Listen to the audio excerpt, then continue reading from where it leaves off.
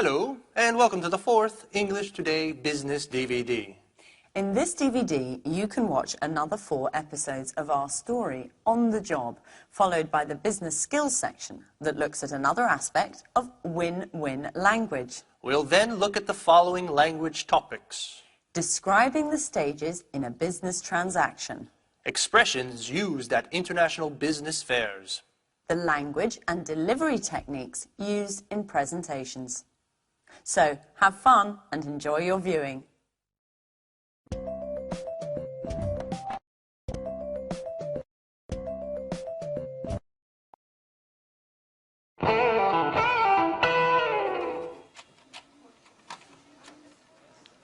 Who's in charge of delivery to the Blue Moon bookshop? Ann and I. Why? They've just telephoned complaining that they haven't received anything yet. Well, that's impossible. I sent the delivery 5 days ago. That's just it. I don't understand what could have happened. The merchandise should have arrived by now. Anne, call the shipping agents to find out what's up.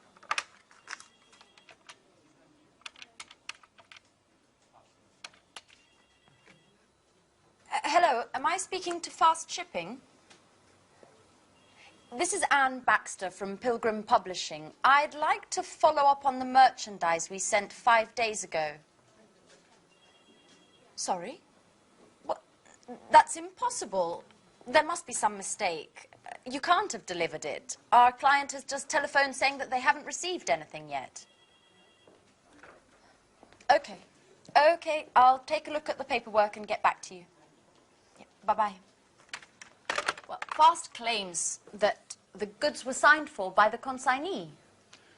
Rachel, go get the bill of lading. We need to look into what caused this mistake. Gary, are you sure you provided the exact address? Certainly, I still remember it. It's 35 Lafayette Avenue, Orange. That's it, all right. What about the duty? Do you remember paying it? Duty? Excuse me, Mr. Stevens, but we're EU members and aren't required to pay duty. Merchandise is free to move between the member states, and duty is no longer required, nor is documentation. EU?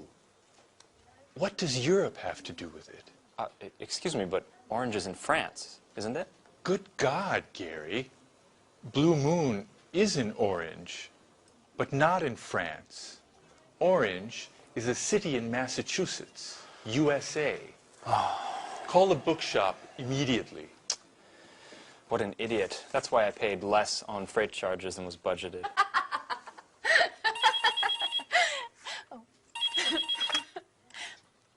Hello, Pilgrim Publishing. This is Anne Baxter. How may I help you? Hello, this is Victoria Lee. I'm calling in regards to the shipment. I was wondering if you had any news yet? Yes, actually, I was just about to call you. Unfortunately, there's been a misunderstanding, but don't worry. We're taking care of things on our end, and you should receive the goods very soon. Could you tell me exactly what's happened? My boss is extremely upset. The shipping documents were in order. According to the bill of lading, the supplies should have already arrived. Can you explain why the merchandise is blocked in the custom warehouse? Customs? Oh, no, you see, I'm afraid there's been a slight problem in addressing the goods, and they've been sent to a destination in France instead of Massachusetts. France? Massachusetts? What are you talking about? The merchandise was destined for China. China? Excuse me, are you the owner of the Blue Moon in Orange, Massachusetts? No, I'm not. I work for Spectre. We're a multinational sporting goods manufacturer. I'm speaking with Fast Shippers, aren't I? Well, actually, no. This is Pilgrim Publishing. I'm afraid you've got the wrong number. But we do have something in common. We both use the same courier.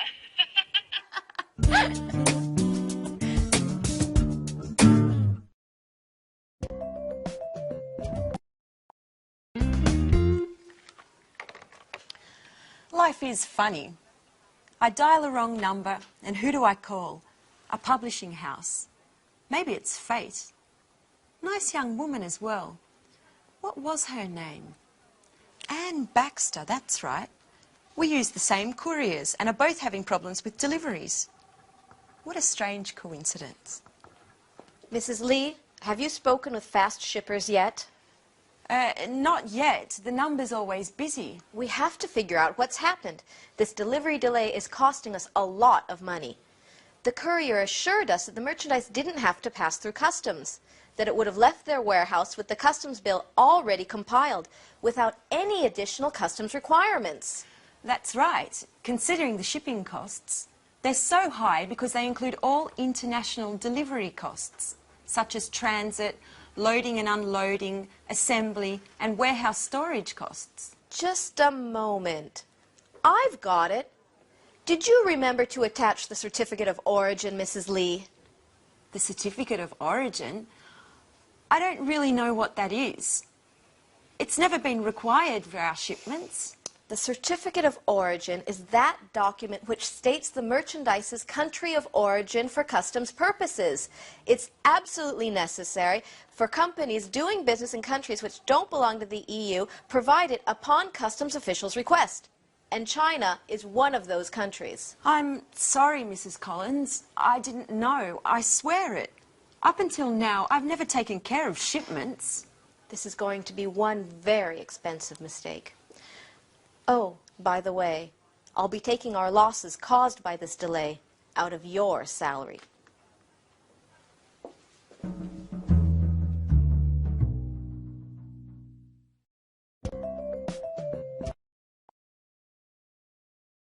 Orange, France, Orange, Massachusetts. Well, that's an understandable mistake. But Orange, China? You see what can happen if the goods are addressed to the wrong place. It can be very costly, as we saw in the video.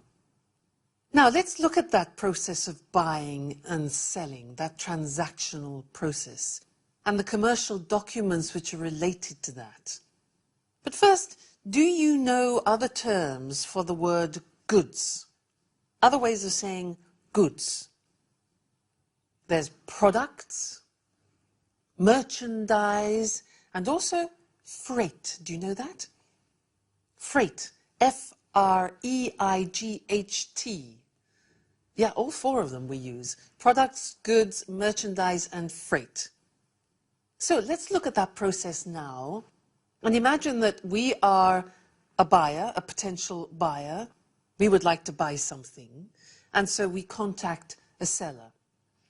Look at the screen, which will give you the list of the documents which we would need to do this transaction. The first one is the buyer makes an inquiry. Now, inquiry can be written with an E at the beginning or an I, an inquiry. So what's that? Well, that's to ask if goods are available, what the price of those goods are, what the conditions of delivery are, and also what the terms of payment are. So we as the buyer make an inquiry. Now, the potential seller sends back another document which is called the offer or the quotation. In that document, the seller offers to sell us the required goods, the goods that we have ordered at their price and with their conditions. After that, we as the buyer decide if we want to go ahead. And if we do, then we make the order. That's the third document, the order. Now, in the order, we have all the full particulars and details of the goods that are to be supplied by the seller. So we have the inquiry, then the quotation, and now the order. After the goods are then packaged and they are prepared for transportation, usually we contact a shipping agent. Now, a shipping agent are the people who actually organize the transportation of merchandise. And they're also called freight forwarders. You see that word again? Freight. Freight forwarders or shipping agents. Now, that can be by sea, by land, or by air, depending on where the goods are going and what the goods are. Okay, So we decide to make the order. Now, the actual process involved at the beginning of payment starts with what we call a pro forma invoice. A pro forma invoice. Now, this is like an ordinary invoice, but in fact it's not the real one. It has all the details of the transaction, but it's not yet the real invoice. And that's often given to shipping agents who are doing the transportation. The most important document of payment is the invoice or the bill. Now, in the invoice, it's the document that describes the goods, the freight, the merchandise, the quality of that, the quantity, and the price. Also, the terms of payment and the delivery. And the invoice is sent to the buyer with the goods. It accompanies the goods. Then we, as the buyer, have to actually buy the goods, and to do that, payment takes place. Now, the safest way to pay for goods is still the letter of credit. And this is used extensively because it's the safest way. Because why? Because what it is, and it's an agreement between two banks, the banks of the buyer and the banks of the seller. And when the two banks agree, it's a much safer condition of payment. And as you heard in the video, you heard the words consignor and consignee. Well, the seller is the consigner and the consignee is the buyer. Okay? I hope that gives you some idea of what the whole selling and buying transaction is about, and also the main documents that you need in that process. Okay? Great. So, see you again in the next lesson. Bye.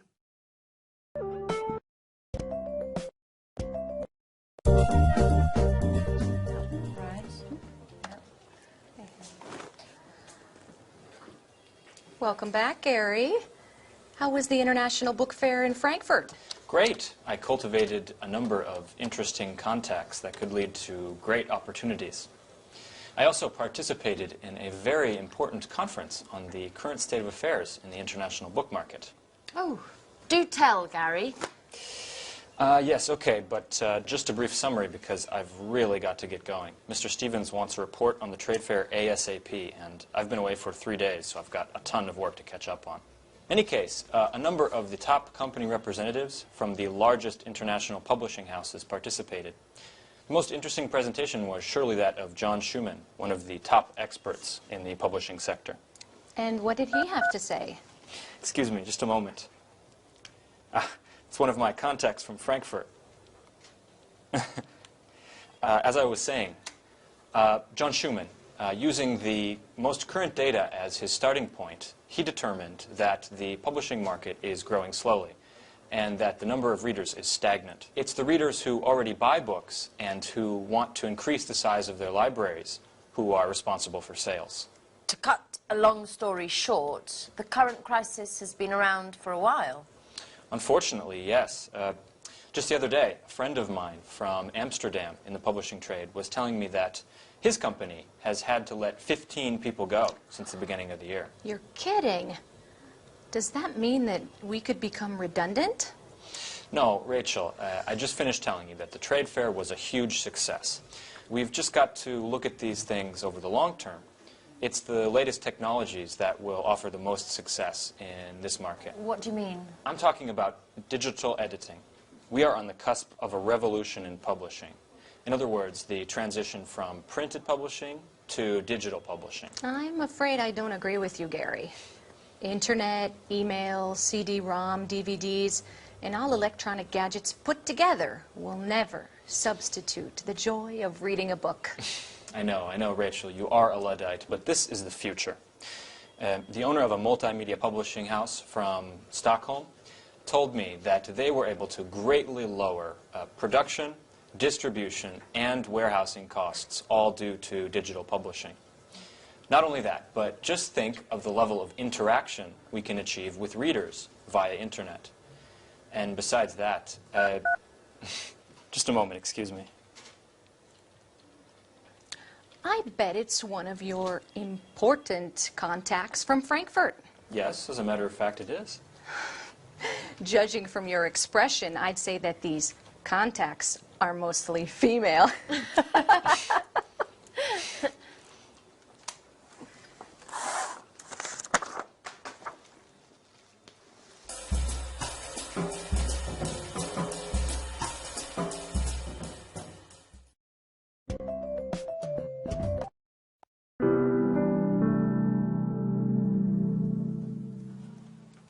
Oh, hi, Victoria.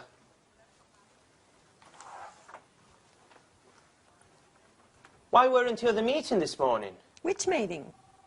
The meeting that Mrs. Collins called with all the department heads to come to grips with the situation.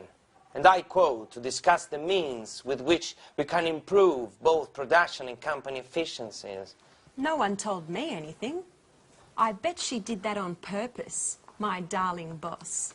She wanted to get back at me for a mistake I made on a shipment. She always keeps me out of the loop on all the important developments and makes me do the work of a secretary. I hate her. Come on, Victoria. Chin up. Things will get better. I'm not sure about that, Paul. Anyway, tell me, what did you discuss at the meeting? Well, you can imagine the tone that Mrs. Collins used. She prefers cold and distant. She urged us all to work even harder to overcome this difficult moment for the company. According to her, we should be working 24/7, 365. Listen to this. She told the warehouse manager to calculate the efficiency of workers more precisely as they go about their tasks, and if necessary, to lengthen their hours. Then she invited Mr. Rover, the personnel director, to evaluate the necessity of any new hiring. She told him that from now on, each and every short-term or long-term plan must first be evaluated and approved by her. I always said she was a dictator. Yeah. And she claims that we should be delighted at her flexibility, and that many corporate heads she knows would just resort with a huge personnel cuts to improve the situation. Oh, what an understanding woman. You bet. Then she added that companies need to meet deadlines and to work within strict budgets in order to keep clients satisfied and remain competitive in the market. Finally, referring to you, she reminded us all that delays and errors in projects are absolutely unacceptable. What are you doing, Victoria? Are you taking notes? No, I'm writing my letter of resignation.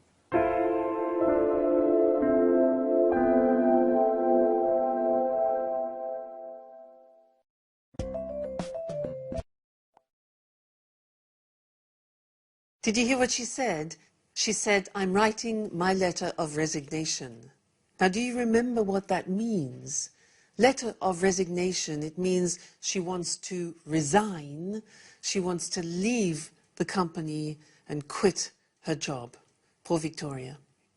Well, let's now turn back to what we said at the beginning of the lesson, which was international fairs, and look at some of the language which is useful for you related to those. Now, if you decide to represent your company in an international fair, you are called an exhibitor. Look at the screen. An exhibitor. And what you have in order to display your things is a stand. It can be small, it can be large, but it's a stand. Also, we use booth. Now, when you go to the fair, the hard work begins because you have to set up or build the stand.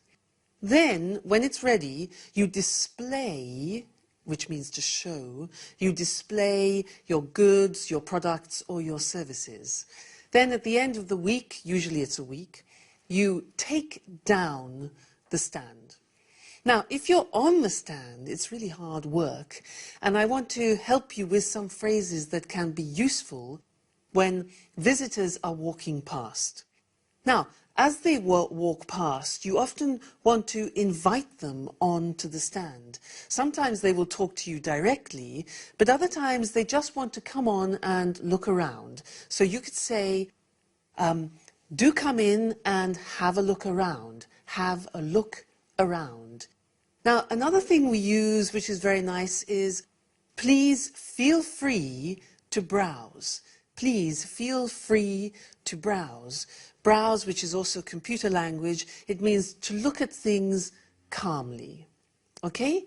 Now, obviously you don't want to abandon them, so you could say, if you need my help, don't hesitate to ask. If you need my help, don't hesitate to ask me. Okay? Now, obviously, with potential clients, there comes a time where you will be talking about prices. So, often a question that they will ask you is, what price discount do you offer on large quantities? Price discount, okay? Or what discount do you offer on upfront payment, which is an American term, or cash in advance, which is the British term. So that means you pay upfront. You pay before receiving the goods. Now, when you're answering questions like that, it depends on the person you're talking to, because they might be from Japan, from Germany, from America. So an important question to ask is, which currency would you like me to quote you in? Which currency? It could be yen, it could be pounds, it could be French francs, for example. So which currency would you like me to quote you in? Now, you could also say, for example, our price is X works, fob, or chief. Now, these might be familiar to you. They are the specific Incoterms. Incoterm means the international contract terms. Okay? Let's move on. Payment. Now, that's an important consideration. The question could be, what are your terms of payment? And you might want to answer, well, we usually work with a letter of credit. And as we said before in the previous lesson, a letter of credit is probably the safest term of payment. Then delivery questions could be, how long will it take you to deliver after confirmation of the letter of credit? Other possibilities are, they will ask you, what are your delivery conditions? Can you shorten your delivery time? Now, shorten means reduce it.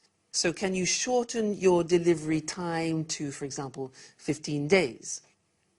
And another thing is transportation. Which freight forwarders, do you remember that? Shipping agents. Which shipping agents or freight forwarders do you use? Now, if you have to produce things, then you could ask the question, for example, or state, we need 60 days production time. Another word for production time is lead time. So we need 60 days production time, lead time from receipt of the letter of credit. That's very important. These conditions are extremely important to state at the beginning of your business relationships.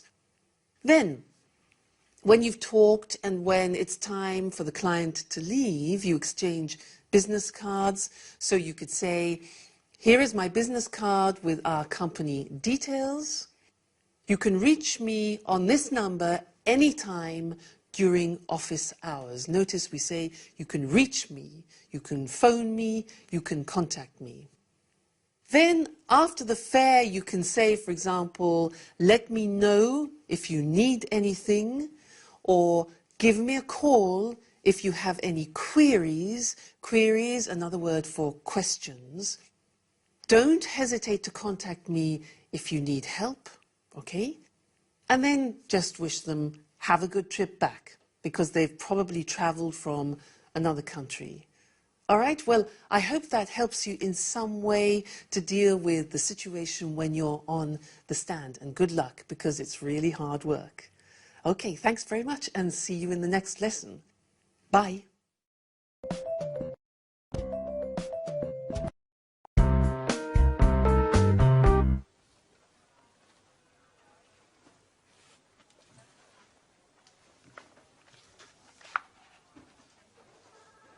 Paul, Don't tell me this is true.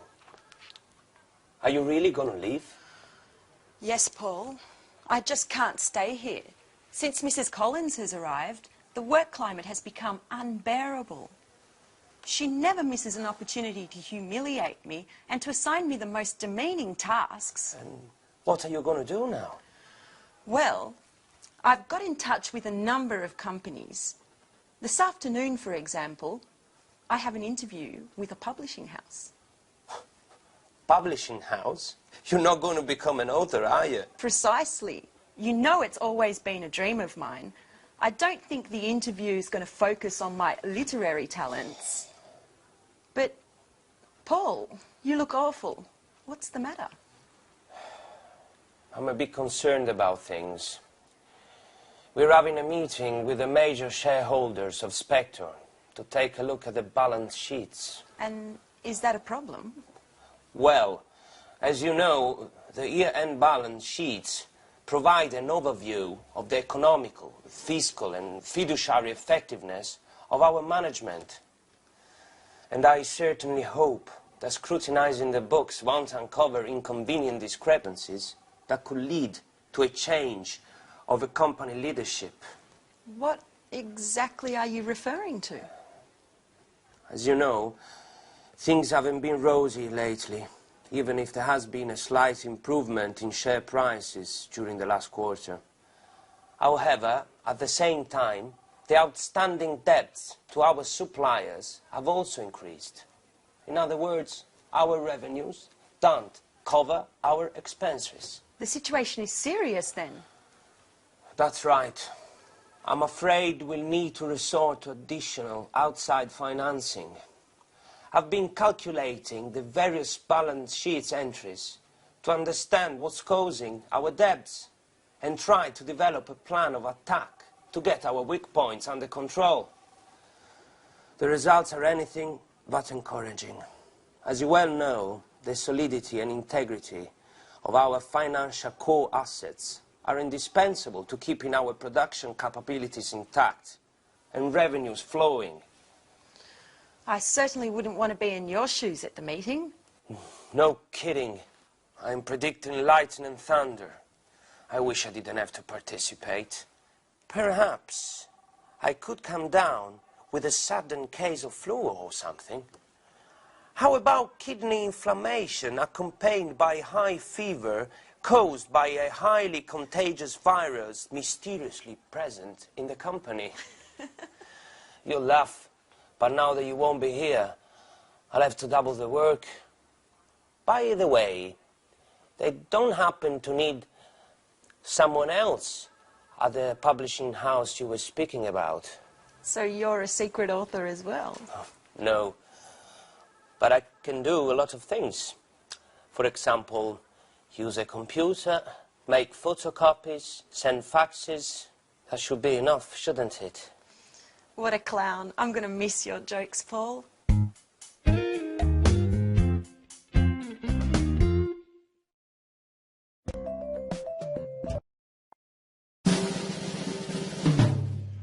Yes, I see. I understand. But it has to be done by Friday. Is that possible? Good, good. It's very important. We'll be in touch. Thank you. Goodbye.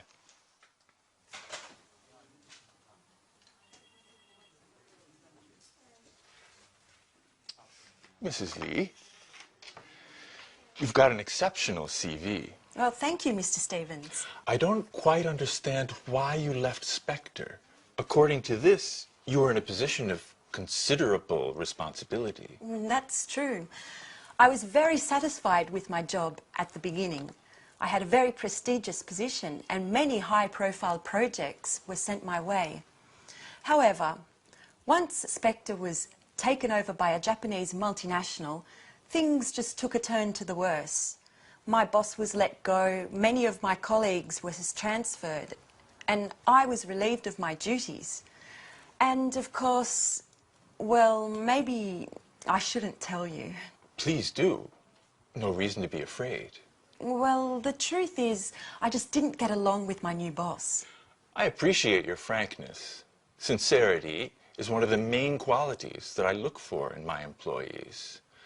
But tell me, Mrs. Lee, how are your bookkeeping, invoicing, and administrative skills? Excellent, I would say. But I wanted to speak to you about an... Are you familiar with the publishing market? Yes, to a certain degree. But as I was saying, ever since I was a child, I've always been fascinated by... You can tell me about your dreams at another time, Mrs. Lee. Currently, we're busy with our year-end balance sheet, and I need a well-trained assistant to prepare an assessment of our administrative expenses and to study our assets and liabilities. You, considering your experiences, appear to be a perfect fit. Well, thank you, Mr. Stevens. But once this emergency has blown over, I was wondering if perhaps you could take me into consideration as Yes? as an author. I'm quite talented. My literature professor at university used to encourage me. This is not a school, Mrs. Lee.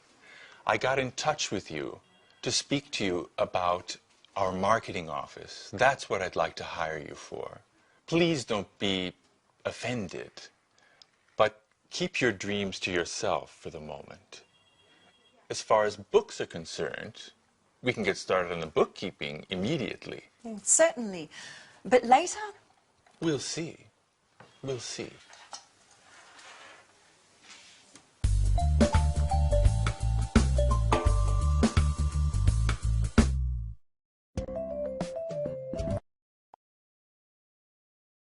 Did you notice how Mr. Stevens was reading a CV, it was Victoria's curriculum vitae, when he was doing the interview with her? Well, often, in reality, people doing interviews don't have time to read the whole CV. And so, if you're in the interview, you have to look at the information very quickly and just get the general understanding of it. So what he was doing, he was skimming for important information.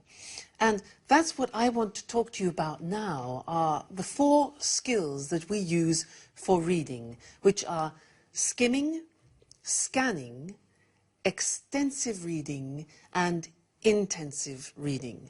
So let's call on the screen to look at those. Now, the first thing that I talked about was skimming, which is what I said Mr. Stevens was doing. And that means that you read quickly in order to get the most important information or to get the gist. The gist is the general understanding, the most important information, to get the gist. And this is what you will do in your job, for example, if you have to read a newspaper quickly, magazines, business and travel brochures, for example. So you read them quickly to pick out the important information. That's skimming. The second one is scanning.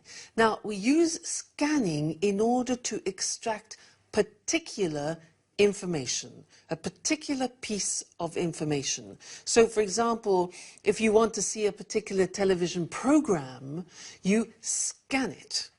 If you want to think about travel, if you want to see what train or what plane leaves a train or a plane schedule, you scan it and pick out the particular information important for you. Also, a conference guide. When there are many speeches, you scan and pick out the one relevant to you. So that's skimming, scanning. What about extensive reading? Now, extensive reading is the type of reading you use when you want to obtain a general understanding about a subject. So, for example, it could mean for you reading a market strategy book, or a novel, or a magazine article which is related to your job. So, extensive reading for general understanding. And the last one is the intensive reading, and that is for very close, very accurate reading for detail. And that's where you read for every word.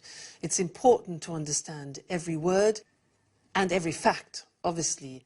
And in this case, you would use it with like a bookkeeping report, very important to look at the details, an insurance claim, or for contracts. Terribly important to read every word. That is intensive reading.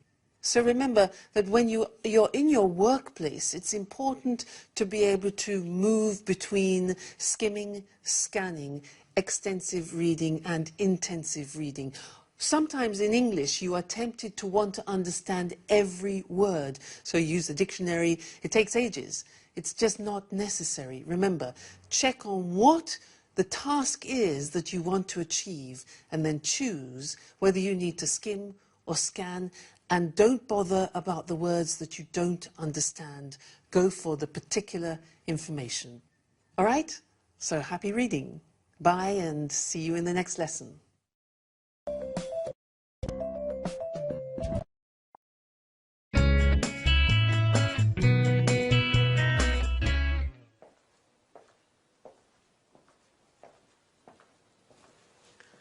Excuse me, my name's Victoria Lee. Today's my first day at work and I'd like to know... Great. Great way to start. Where is everybody? Mr. Stevens told me I was going to meet my new colleagues and they were going to explain everything. Wonder if I've come to the wrong department. Ah, you must be the new arrival. Pleasure to meet you. I'm Rachel. The pleasure's all mine. My name's Victoria Lee. Mr. Stevens asked me to show you the office and explain everything. So, over there is the fax and the photocopier. This is your desk and computer. What else? Oh, yes, you'll find a coffee machine down the hall. But please, remember... Few breaks, and please keep them short. This gentleman is Gary Reynolds, head of marketing. How do you do? I'm Victoria.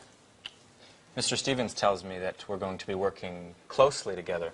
I must say, it's quite a pleasure to spend so much time with such a lovely young lady. Happily married woman, married with a son, as a matter of fact. Well done, Victoria. Let him know who's who. Gary's the kind of guy who can't control himself with attractive women. Thank you for the compliment, Rachel. Let's get down to work. Here's an analysis of last year's investments. As you can see, we've consistently improved our bottom line in all sectors, even if, as far as I'm concerned, we need to move more aggressively into the market. What exactly do you mean? Well, improve our e-commerce play, for example. Let's imagine for a moment that Pilgrim were to develop an advanced online catalog that would allow users to purchase directly online. Don't you think that this way we could dramatically cut our distribution costs? Certainly. But what does Mr. Stevens think? Well, he's a bit old school in his way of thinking. According to his worldview, we should focus on sales through more traditional channels. I, on the other hand, would be thrilled if you saw things more along my lines. Why don't we develop a realistic marketing strategy that includes possible e-commerce earnings? Perhaps we could convince him together. I'm afraid I can't at the moment, Gary. I've got to focus on the bookkeeping to begin with. Listen, why don't we have a little dinner together tonight and then continue working at my house? I'm married, remember, Gary?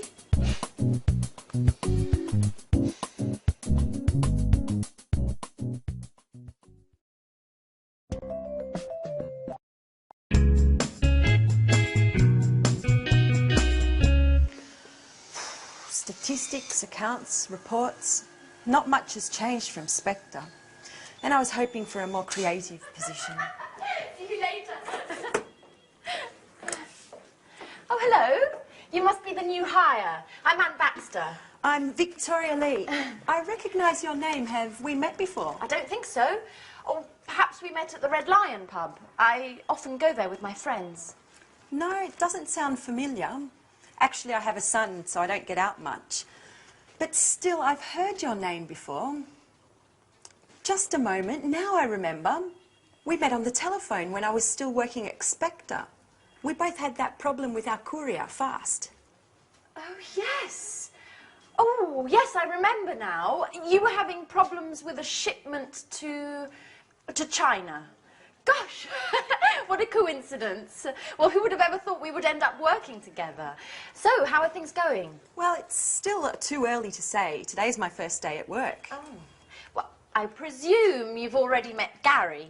Yes, earlier. We're working on a project together. And I bet he's already invited you out to dinner. Yes, as a matter of fact. And he's probably told you that he loves working with charming young girls such as yourself. Yes, and how do you know? He always uses the same line. He did the same with me. How original. Well, I'm pleased that you've joined us here, and, well, I hope we'll become great friends. Yes, well, I'm sure we will. You're very nice. And who knows, maybe that telephone call was destiny.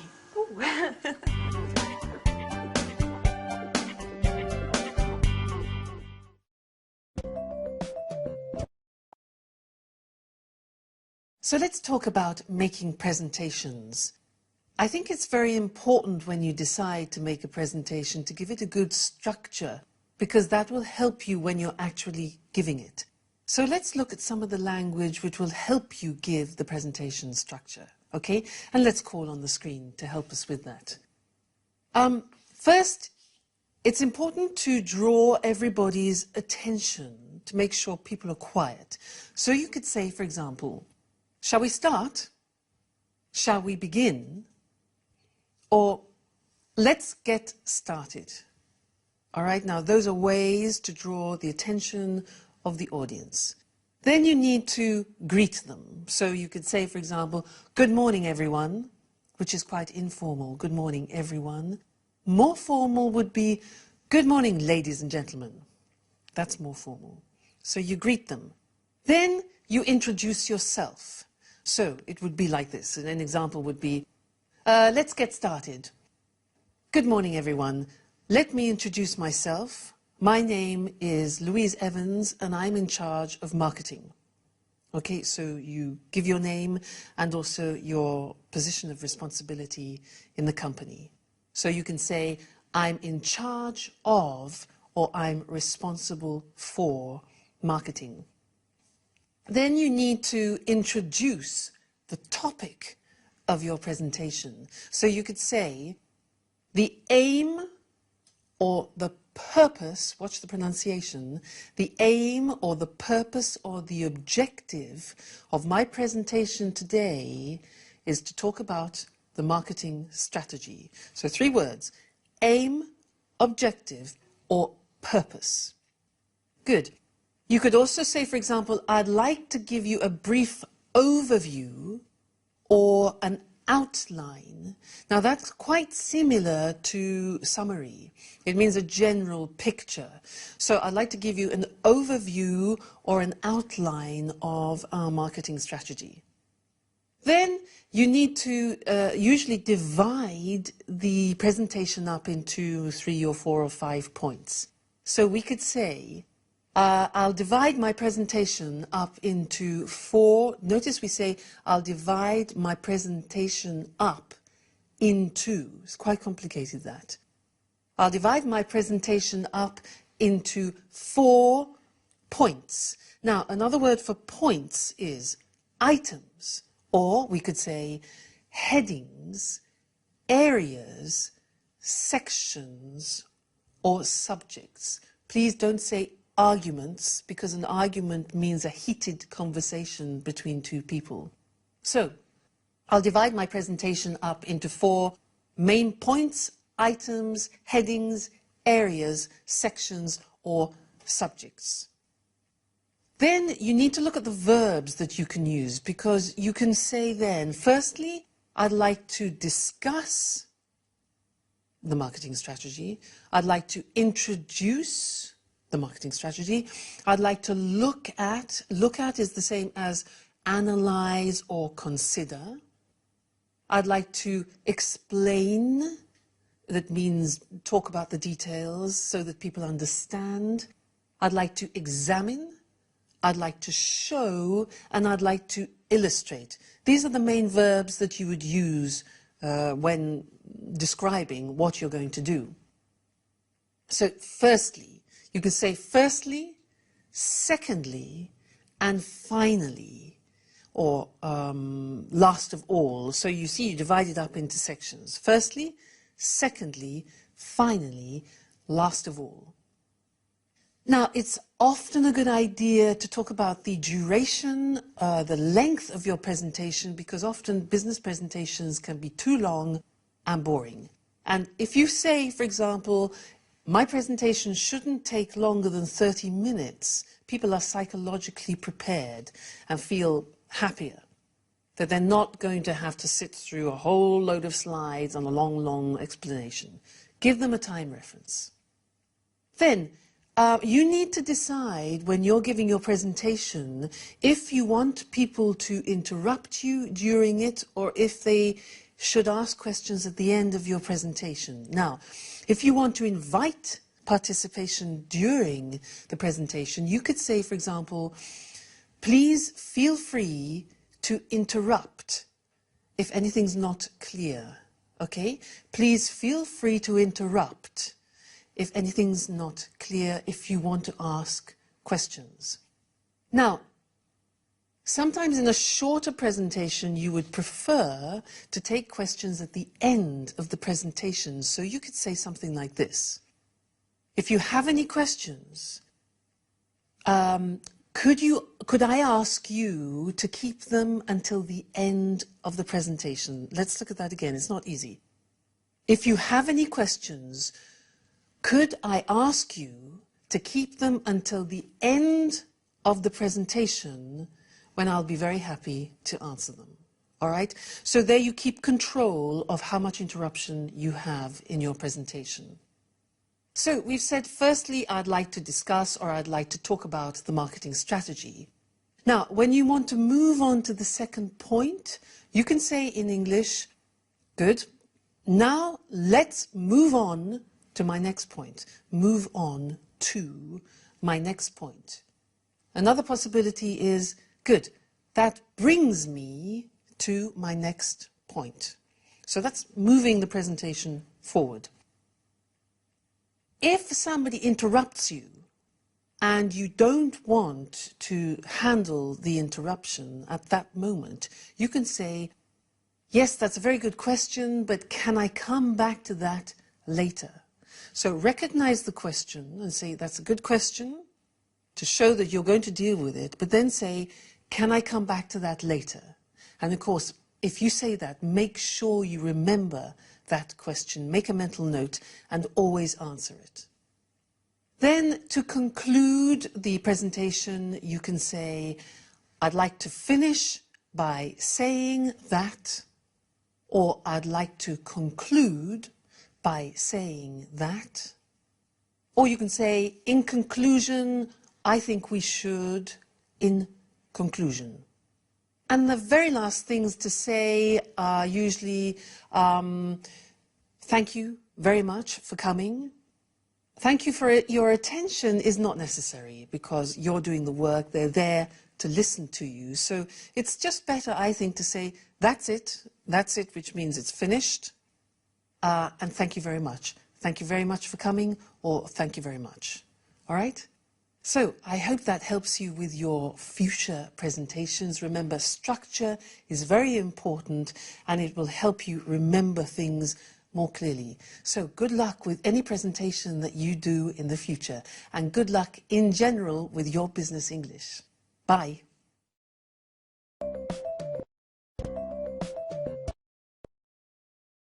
Hello, and here we are for the last Business Talk program.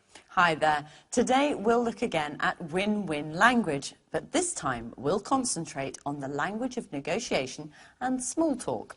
We saw last time that those three fundamental points, organization, simplicity, and appropriate language, are very important in any context. But let's have a look now at how win-win language can produce positive results in a negotiation. Eric and I are going to act out an example of a supplier asking for a price increase to cover transport costs. As you listen, keep in mind team spirit and a positive approach. Listen, James, I'm afraid we're going to have to increase the cost of our deliveries to you. We can't go on delivering at the price we agreed last year. The cost of fuel is too high at the moment. I'm sorry, Carol, but I can't accept any changes to our agreement at the moment. But, James, we're losing money on every delivery we make. We have to do something. I think my company would prefer to look for another supplier in that case. I'm really not prepared to change what we agree. I'm sure other suppliers will be just as expensive, and you know we've always met our deadlines. No. Either you keep to your agreement, or I'm going to look for another supplier.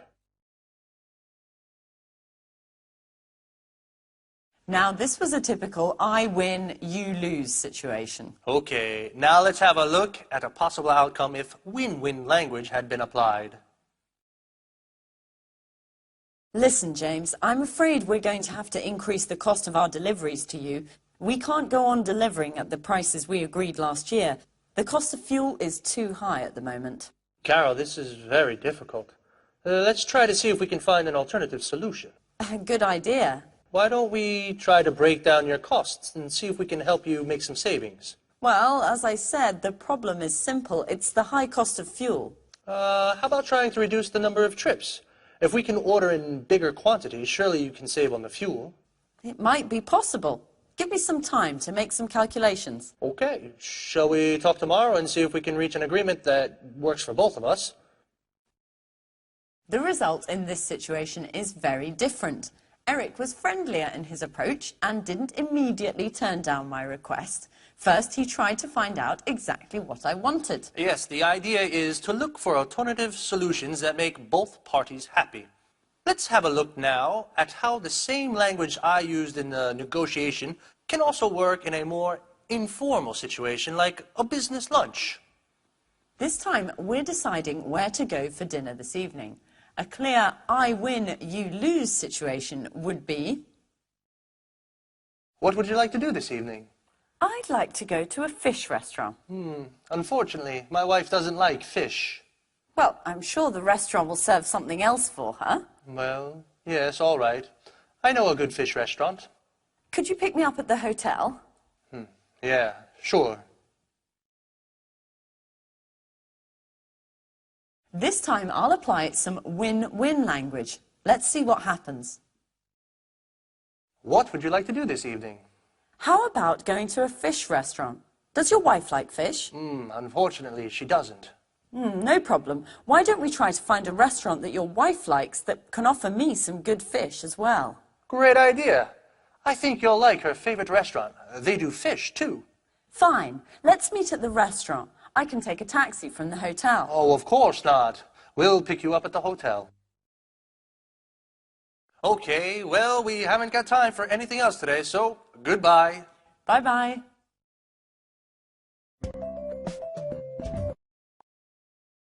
So, if you're negotiating or deciding where to go for an informal business dinner, win-win language can really make a difference. Let's have a look at the 4 phrases used in both win-win situations that made this difference. How about trying to reduce the number of trips? Why don't we? Why don't we try to find a restaurant that your wife likes? Let's try to see if we can find an alternative solution. Shall we? What time shall we meet? When placed at the beginning of a sentence, these phrases involve the other person and keep them involved in the conversation. Even in informal situations, it's important that no one comes away feeling they've lost. So this technique can be very useful. The key to small talk is simplicity. Use open questions. Where did you go on holiday last year? They keep the conversation going. Try not to use closed questions. Did you go on holiday last year? They only require a yes or no answer, which can often finish a conversation. Prepare some simple responses to things that people may tell you. That's interesting. Congratulations. Oh, how terrible. That's too bad. Fantastic. Amazing. Most important, prepare an appropriate way to say goodbye. I think it's time for me to get back to the hotel. Thank you for a lovely evening. I'm afraid I have to be leaving soon. I still have to finish some work. It's been wonderful meeting all of you.